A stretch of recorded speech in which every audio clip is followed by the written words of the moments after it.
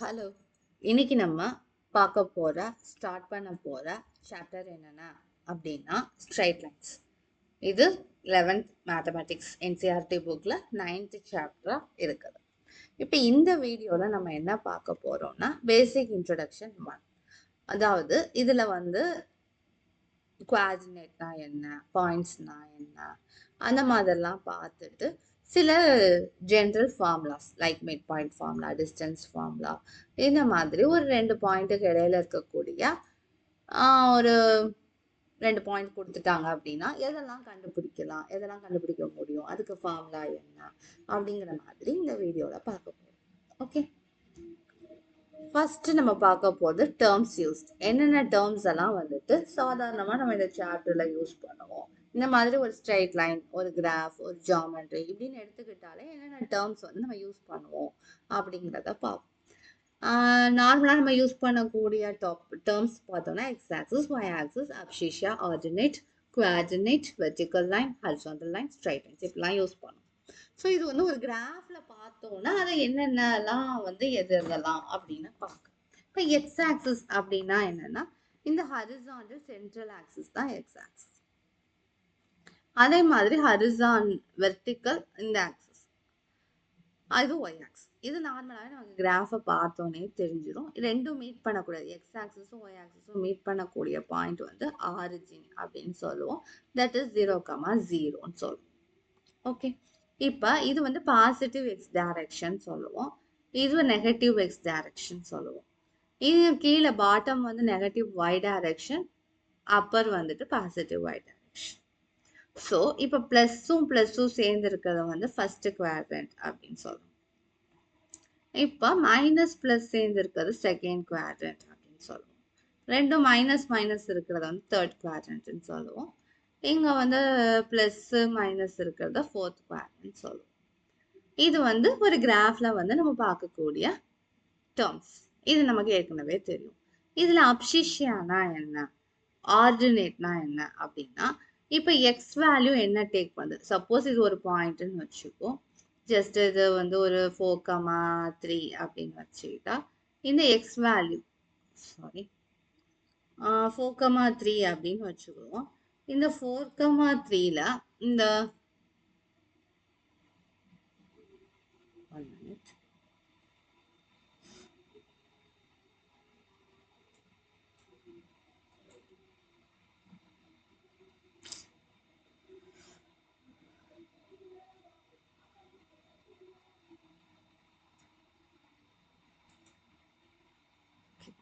இங்க வந்து 4,3ன்னு வச்சுக்கிடுவோம். இங்க வந்து இது வந்து ஆர்டினேட், இது வந்து அப்சிஷியா, இது ஆர்டினேட். அதாவது எக்ஸ் வேல்யூ வந்து அப்சிஷியா அப்படின்னு சொல்லுவோம், ஆர்டினேட் அப்படிங்கிறது வந்து Y value. This is X value, this is Y value. இப்போ கோஆர்டினேட் அப்படிங்கிறது என்னன்னா அந்த எக்ஸ் காமா ஒய்யை வந்து இந்த மாதிரி ஒரு பாயிண்ட் ஃபார்மேட்ல எழுதுறதுக்கு பேரு கோஆர்டினேட் அப்படின்னு சொல்றோம். இப்போ வெர்டிக்கல் லைன்னா என்ன, வெர்டிக்கல் லைன்னா வந்து ஒய் ஆக்சிஸும் ஒரு வெர்டிக்கல் லைன் தான். All lines parallel to Y axis, Y ஆக்சிஸுக்கு பேரலா, அதாவது இப்படி இப்படி இப்படி இப்படி இப்படி எந்த லைன்ஸ் இருந்தாலுமே அது வெர்டிக்கல் லைன் தான். அதே மாதிரி ஹரிசாண்டல் லைன் அப்படின்னு பார்த்தோம்னா X axis and parallel to X axis எல்லாமே ஹரிசாண்டல் ஆக்சிஸ். இப்போ ஸ்ட்ரெயிட் லைன் அப்படின்னா என்னன்னா it's a line joining 2 points, at least 2 points. இப்போ பார்த்தோம்னா 2 பாயிண்டாவது இருக்கணும். இப்போ 0,0 இருக்கு, 1,0 இருக்கு. சாரி, இங்க 1,0 1,1 இது. ஸோ இப்போ இந்த ரெண்டையும் இப்படி ஜாயின் பண்ணி ஒரு லைன் வந்துன்னா இது ஒரு straight line. So at least 2 point, அது ஒரு பாயிண்ட் மட்டும் இருந்தால் அது சிங்கிள் பாயிண்ட் வேல்யூ ஆயிடும். இது மட்டும் நம்ம மார்க் பண்ணோம்னா இது ஒரு single point, it's just a coordinate தான். இங்க வந்து 1, இங்க வந்து -2. So 1, -2 is a point. So straight line அப்படின்னா என்ன, அட்லீஸ்ட் ஒரு 2 பாயிண்ட் வந்து ஜாயின் ஆகியிருக்கும். அட்லீஸ்ட் 2 பாயிண்ட், இங்க ஒரு பாயிண்ட் ஜாயின் பண்ணி இங்க ஒரு லைன் போட்டுக்கணும். ஸோ இங்க இருக்கிற எல்லா பாயிண்ட்டுமே வந்துட்டு is a passing through the lines. So இந்த மாதிரி அட்லீஸ்ட் ஒரு 2 பாயிண்ட்ஸையாவது சேர்த்து ஒரு அந்த ரெண்டையும் ஜாயின் பண்ணி ஒரு லைன் வரைஞ்சோம் அப்படின்னா அது ஒரு ஸ்ட்ரைட் லைன் அப்படின்னு சொல்லலாம். டைரக்டா இது பண்ணணும், கர்வி லைன்ஸா போகக்கூடாது. ஓகே, ஸோ இதெல்லாம் வந்து நம்ம இந்த சாப்டர்ல யூஸ் பண்ணக்கூடிய டேர்ம்ஸ். இப்போ ஃபார்முலாஸ் அப்படின்னு பார்த்தோம்னா ஃபர்ஸ்ட் நம்ம பார்க்கக்கூடிய ஃபார்முலா வந்து டிஸ்டன்ஸ் ஃபார்முலா. இப்போ 2 பாயிண்ட் கொடுத்துருக்காங்க, x1, y1 அண்ட் x2, y2ன்னு வந்துட்டு 2 ஃபார்முலா. அதாவது வந்து ஒரு குவாடினேட் எடுத்துக்கிட்டு இங்க ஒரு பாயிண்ட் இருக்கு, இங்க ஒரு பாயிண்ட் இருக்கு. இந்த ரெண்டுக்கும் இடையில டிஸ்டன்ஸ் எவ்வளோ, இந்த 2 பாயிண்ட்டுக்கு உள்ள தொலைவு எவ்வளோ அப்படிங்கிறத பார்க்கணும். அப்படின்னா என்ன, அதை எப்படி பார்க்கறது அப்படின்னா வந்து இந்த ஃபார்முலா யூஸ் பண்ணிக்கலாம். d is equal to square root of x2 minus x1 the whole square plus y2 minus y1 the whole square. இது வந்து just யூனிட்ஸ். இப்போ நெக்ஸ்ட் ஃபார்முலா வந்து பாருங்க, செக்ஷன் ஃபார்முலா. இப்போ வந்து ஒரு லைன் மொத்தமா இருக்கு, இந்த மாதிரி இருக்கு. ஸோ இங்க வந்து ஒரு பாயிண்ட் இருக்குது, இதை வந்து ஒரு ஏன்னு எடுத்துக்கோ, இது ஒரு பின்னு எடுத்துக்கோ. இதை வந்து உடைக்கிறதுக்கு இந்த மாதிரி கட் பண்றோம். கட் பண்றது என்ன ஒரு ரேஷியோல கட் பண்றோம்னா, இங்க ஒரு எம்ங்கிற டிஸ்டன்ஸ், இங்க ஒரு என்னங்கிற டிஸ்டன்ஸ், அந்த மாதிரி ரேஷியோல கட் பண்றோம். எம்எஸ்டிஎன் அப்படிங்கிற ஒரு ரேஷியோல கட் பண்றோம். அதாவது 3ஆ கட் பண்ண, 2ஆ கட் பண்ண அப்படிங்கிற மாதிரி ஒரு ரேஷியோல. இது வந்து ஒரு 4 சென்டிமீட்டர், இது ஒரு 6 சென்டிமீட்டர், அந்த மாதிரி ஒரு ரேஷியோல நம்ம கட் பண்றோம். கட் பண்ணும் பொழுது இந்த பாயிண்ட் என்னவா இருக்கும், அந்த பாயிண்ட் கண்டுபிடிக்கிறதுக்கு செக்ஷன் ஃபார்முலா யூஸ் ஆகுது. A coordinate x, y, that is அதான் நம்ம பின்னு சொல்லியிருக்கோம் இங்க டயக்ராம்ல. It's dividing the line joining the points. அந்த ஏங்கிறது தான் x1, y1, பிங்கிற பாயிண்ட் தான் x2, y2ன்னு வச்சுக்குவோம். ஸோ இந்த 2 பாயிண்ட்டையும் ஜாயின் பண்ணியிருக்கக்கூடிய ஒரு லைனை வந்துட்டு x, yங்கிற ஒரு கோஆர்டினேட் வந்து கட் பண்ணுது. எப்படி கட் பண்ணுது அப்படின்னா, அந்த லைனுக்குள்ள இன்டர்னலா கட் பண்ணுது, அதாவது லைன் 2ஆ கட் பண்ணுது. ஸோ என்ன ரேஷியோல அப்படின்னா எம்எஸ்டிஎன் ரேஷியோல.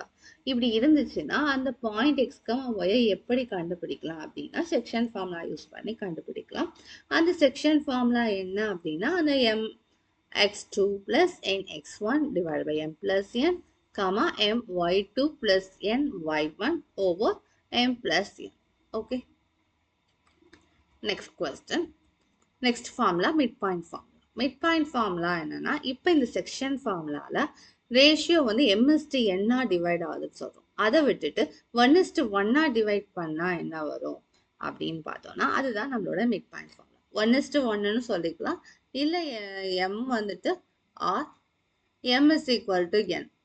அது செக்ஷன் ஃபார்முலால m is equal to n-ஆ இருந்துச்சுன்னா, ஒரே ஈக்குவலா வந்துட்டு டிவைட் ஆச்சு அப்படின்னா, அப்படின்னா நமக்கு என்ன ஃபார்முலா கிடைக்கும் அப்படின்னா வந்துட்டு மிட் பாயிண்ட் ஃபார்முலா கிடைக்கும். That is x1 plus x2 by 2 and y1 plus y2 by 2. Next என்ன சொல்றோம் அப்படின்னா, இப்படி குவாடினேட் யூஸ் பண்ணி வந்து நம்மளால ஏரியா கண்டுபிடிக்க முடியுமா, ஒரு ஷேப் கொடுத்துட்டாங்கன்னா ஏரியா கண்டுபிடிக்க முடியுமா அப்படின்னு யோசிக்கிறோம். ஏரியா என்னென்ன ஷேப்புக்கு கிடைக்கும், இப்போ ஒரு பாயிண்ட் மட்டும்னா அது பாயிண்ட் தான், 2 பாயிண்ட்டை ஜாயின் பண்ணா ஸ்ட்ரெயிட் லைன், அப்படி 3 பாயிண்ட் ஜாயின் பண்ணா ட்ரையாங்கிள் கிடைக்க வாய்ப்பு இருக்கு, 4 பாயிண்ட் ஜாயின் பண்ணா குவாட்ரிலேட்டரல் கிடைக்க வாய்ப்பு இருக்கு. ஸோ அதுக்கெல்லாம் நம்ம ஏரியா கண்டுபிடிக்க முடியும். ஸோ அதனோட ஃபார்முலா என்ன, ஏரியா ஆஃப் ட்ரையாங்கிள் ஃபார்முலா என்ன, ஒரு ட்ரையாங்கிளுக்கு 3 வெர்டிசஸ் வேணும். அந்த 3 vertices x1, y1, x2, y2, x3, y3ன்னு எடுத்துக்கிறோம். ஸோ ஏரியா ஆஃப் த ட்ரையாங்கிளை எப்படி டிட்டர்மைன் பண்ணலாம் அப்படிங்கிறதுக்கு ஃபார்முலா கொடுக்கணும். இந்த ஃபார்முலா எப்படி வருது அப்படின்னு பார்த்தா, இது இந்த குவாடினேட்டை இப்படி எழுதிக்கோங்க, x2, y2, x3, y3 and x4, y4. Sorry, one moment.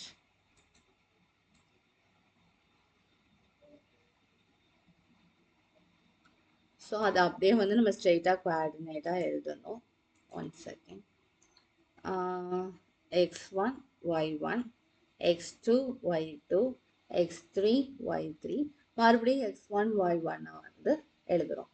எழுதிட்டு என்ன பண்றோம்னா, இங்கெல்லாம் மல்டிப்ளை பண்றோம், x1, y2, x2, y3, x3, y1. அப்புறம் சப்ட்ராக்ட் பண்றோம், இந்த சைடை வந்து சப்ட்ராக்ட் பண்றோம், x2, y1, y2, x3, y3, x1. So இதைத்தான் வந்து என்னன்னா ஃபார்முலாவா கீழே எழுதியிருக்காங்க. ஏன்னா x1 y2 மல்டிப்ளை பண்றோமா, x1 y2, அதே மாதிரி x2 y3, x3 y1. அப்புறம் என்ன பண்ணுறோம், ரிவர்ஸில் போகிறோம், y1 இன்ட்டு x2 அந்த இருக்கா y1 into x2, and then y2 into x3 இந்த இருக்கா y2 into x3, and x1 into y3 x1 தான் இருக்கு, y3 தான் இருக்கு. ஸோ இங்கே வந்து டவுன்வர்ட் யாரோ மைனஸ் அப்வர்ட் யாரோ, இதுதான் ஃபார்முலா. இதில் வந்து நமக்கு வந்து இந்த குவாட்ரேட் வந்து எப்படி கிளாக் வைஸ் சுற்றுதா ஆன்டி கிளாக் வைஸ் சுற்றுதாங்கிறத வச்சு நமக்கு நெகட்டிவ் சைன் வரலாம். ஆனால் ஏரியா நமக்கு ஆல்வேஸ் பாசிட்டிவாக இருக்கணுங்கிறதுனால வந்து அந்த மாடுலஸ் சிம்பிள் போடுறோம். ஸோ ஹாஃப் இன்ட்டு இந்த எக்ஸ்பிரஷன். ஸோ இந்த ஃபார்முலா நம்ம மனப்பாடம் பண்ணணும்னா பண்ணிக்கலாம், இல்லைன்னா இந்த மாதிரி நம்ம குவாட்ரேட் எழுதி ஸ்பாட்டில் செஞ்சுக்கலாம். ஸோ சிமிலர்லி வந்து area of the quadrilateral formula இருக்கு. ஸோ குவாட்ரிலேட்டரா 4 பாயிண்ட் வேணும். ஸோ 4 பாயிண்ட் என்னென்னா x1 y1, x2 y2, x3 y3, x4 y4, x1 y1. ஓகேவா? ஸோ என்ன பண்ணும், x1 y2, x3 y3, x3 y4, x4 y1 minus அப்புறம் இந்த யாரோ y1 x2 y2 x3 y3 x4 y4 x1 half வந்து உள்ளது பண்ணுறோம். இந்த மைனஸ் வந்து நமக்கு வரக்கூடிய வேல்யூ வந்து நெகட்டிவாக வர வாய்ப்புகள் இருக்குது because of the rotation and point நம்ம எடுத்திருக்க டைரக்ஷனை பொறுத்து. ஸோ நெகட்டிவாக வரக்கூடாதுனால அது அப்சல்யூட் சிம்பிள் போடுறோம். ஏரியாங்கிறதுனால இது ஸ்கொயர் யூனிட். ஸோ இப்போ இந்த வீடியோவில் என்னென்ன பார்த்துருக்கோம் அப்படின்னா, மொதல் டேர்ம்ஸ் டெஃபினிஷன்ஸ் பார்த்துருக்கோம், கிராஃபில் அதெல்லாம் எப்படி ரெப்ரசென்ட் பண்ணுறோன்னு பார்த்துருக்கோம், ஸ்ட்ரைட் லைன்லாம் என்னன்னு பார்த்துருக்கோம். அதுக்கடுத்து என்ன பார்த்துருக்கோம் அப்படின்னா வந்துட்டு டிஸ்டன்ஸ் ஃபார்முலா பார்த்துருக்கோம். ரெண்டு பாயிண்ட் கொடுத்துட்டாங்கன்னா 2 பாயிண்ட் கிட்ட டிஸ்டன்ஸ் எப்படி கண்டுபிடிக்கிறது. அப்புறம் என்ன பார்த்துருக்கோம், செக்ஷன் ஃபார்முலா, அந்த செக்ஷன் ஃபார்முலா வந்து மிட் பாயிண்ட் ஃபார்முலா எப்படி டிரைவ் பண்ணுறது. அப்புறம் area of a triangle, area of a quadrilateral, இந்த ஃபார்முலாஸ்லாம் பார்த்துருக்கோம். ஸோ இதெல்லாம் யூஸ் பண்ணி வந்து ஒரு 4 சம்ஸ் வந்துட்டு நமக்கு எக்ஸசைஸ் 1ல் வந்து இருக்குது. ஸோ அதை வந்து அடுத்தடுத்த வீடியோஸில் பார்க்கலாம். ஓகே, தேங்க்யூ, பாய்.